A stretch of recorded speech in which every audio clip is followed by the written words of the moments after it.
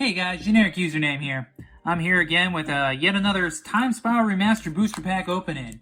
Yeah, I'm so happy I at least found a couple more of these to be able to open up for this channel. So, yeah, enough of the talking. Let's get on into this.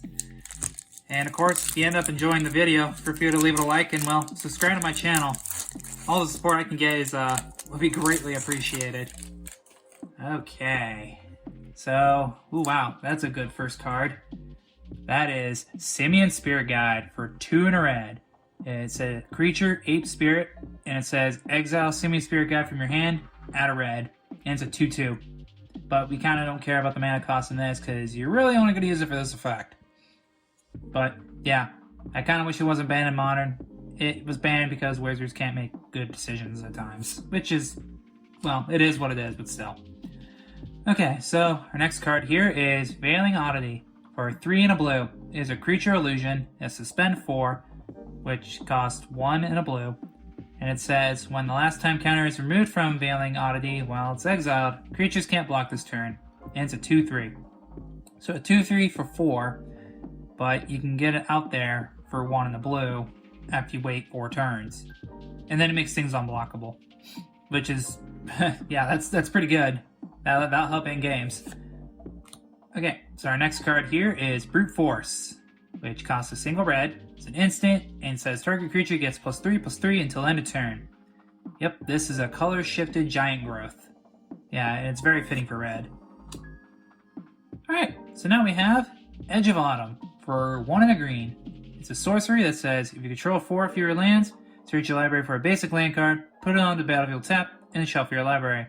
And then has cycling of sacrifice a land.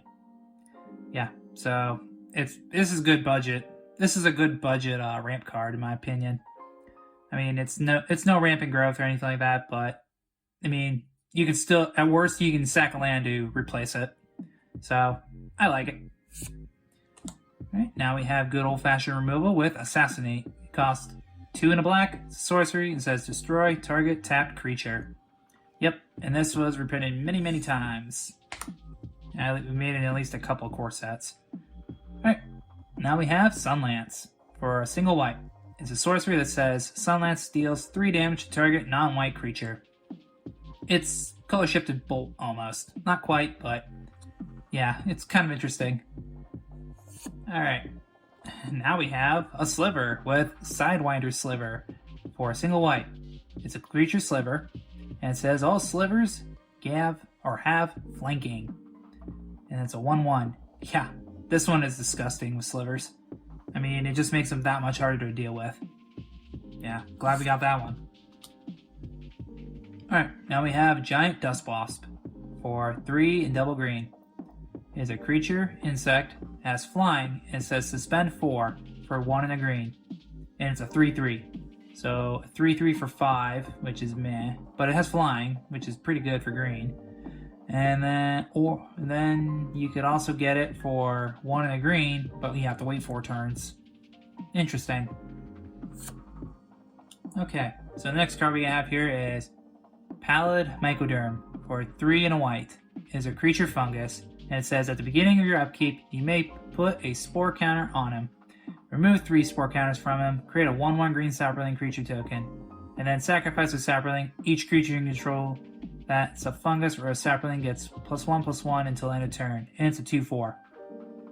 So, it obviously spits out tokens, which is good, but you can also sacrifice those tokens that it produces to buff the rest of your funguses and sapperlings.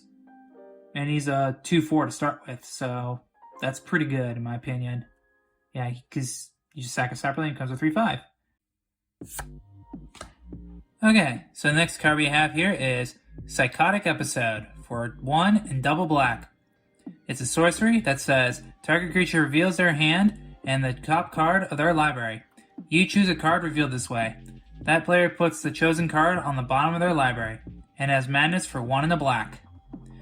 Yeah, this is pretty cool. It's like a more advanced Inquisition of Kozilek.